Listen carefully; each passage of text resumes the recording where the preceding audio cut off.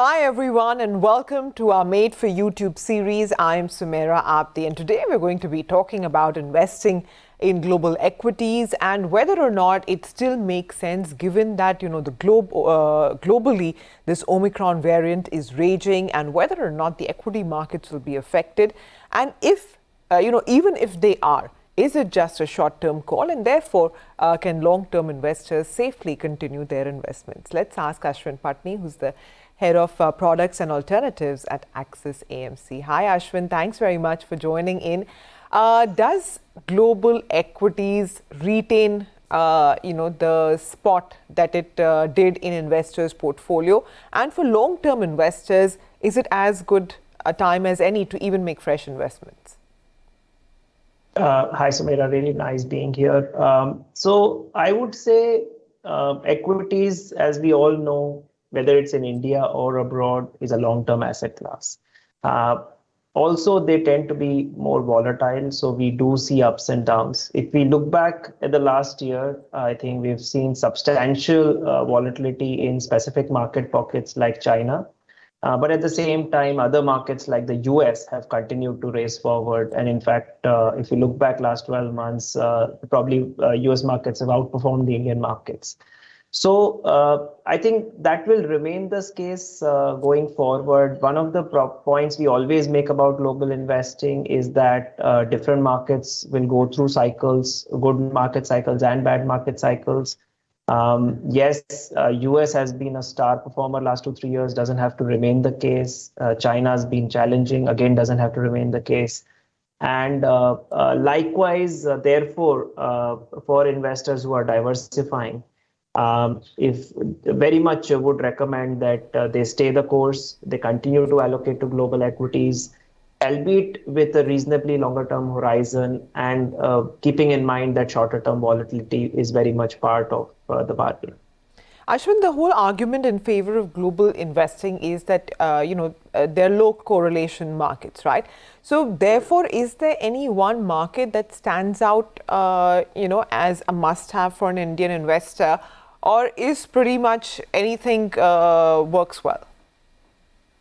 I think these are massively large markets, and our view is that at least as a starting point, when investors are branching out, they should resist the urge to focus on any one or two markets. Yes, we can talk about the very large, high-profile markets like US and China, just to name two.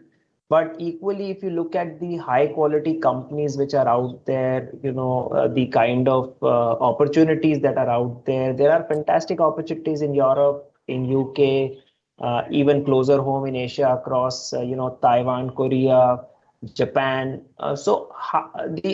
According to me, the only easy way of making sure that you capture this is through a diversified global exposure.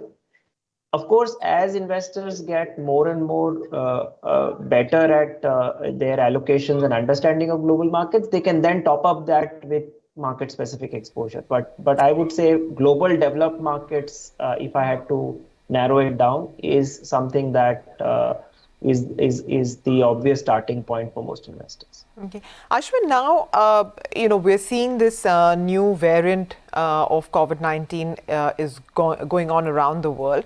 And yet, a lot of reports are expecting that, they, at least for the mother market, which is the US, they expect that growth will continue, right? What might be some of the variables? Because as yet, we haven't seen markets really be affected by anything, right? They're, charting their own course. So what might be the variables now for at least the year to come? Actually, to be honest, under the hood, there has been a fair bit of churn.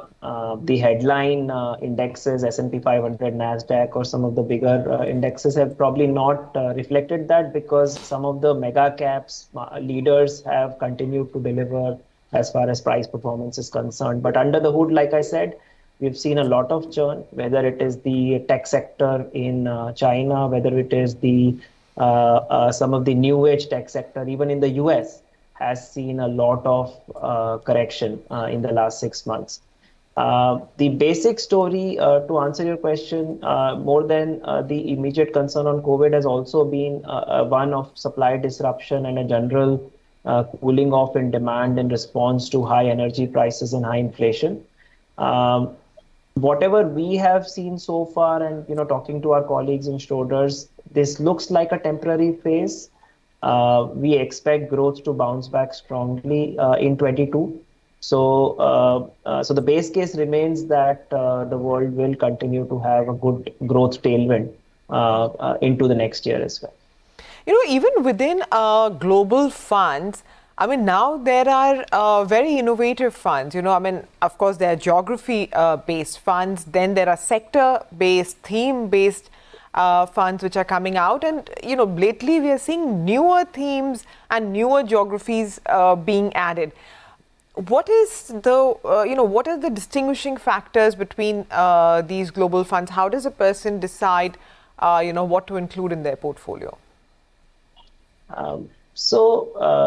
I think you put it perfectly. The top two ways in which you can slice and dice the global investing space, one is by region or geography, and the other one is by which sectors or themes they invest into. And today, I think we have a reasonably mature set of products from the industry where you have a good choice across sectors and across geographies. So the one way to look at it is you have diversified global products, and then you have sector region specific products like US, like China, specific geographies. You have Europe, you have some of the other countries as well in there. The other way to look at it is you have sectorally diversified products, but you also have specific sector products like funds which focus on the tech sector, funds that focus on the disruptive innovation as a theme, healthcare as a theme. So you have a few of these themes. In an ideal world, for most investors, the top corner would be globally distributed and sectorally diversified, because that is the broadest universe that you can access. And as a starting point, you want to go broad. Think of it in an Indian context. First time investor into Indian equities, you would not want them to look at a sector fund or a large cap cap. You would want them to look at a sectorally diversified multi-cap product. And that equivalent in the global context is a global diversified strategy. And that is what I think should be the logical first point. As I said in the previous question also, I think as investors get savvier, as they get more mature in terms of their allocation, as their basket goes larger, some of the sector and some of the geography names start becoming more interesting, and they should look at it. In fact, again, referring to some of the global trends here, thematic products is one of the hottest trend globally. In fact, even for global investors, a lot of the incremental allocation is happening on specific themes like sustainability, like disruption, just to name two. Yeah. So yeah, I definitely, as investors get more mature, as they get more informed, some of these themes again could be more interesting. And finally, I would say for some select investors, country specific makes sense because they have a certain understanding of those countries and the opportunities. But the first two definitely would be globally sector diversified and global thematic. I think those two would be the first two stops. Ashwin, the other way also is that, one is, of course, what the fund does. The other is how the fund is structured, right? You have an ETF fund or funds, I mean, by and large would be the most popular ways. I mean, does it matter which you choose? Do they have distinct advantages or disadvantages over each other?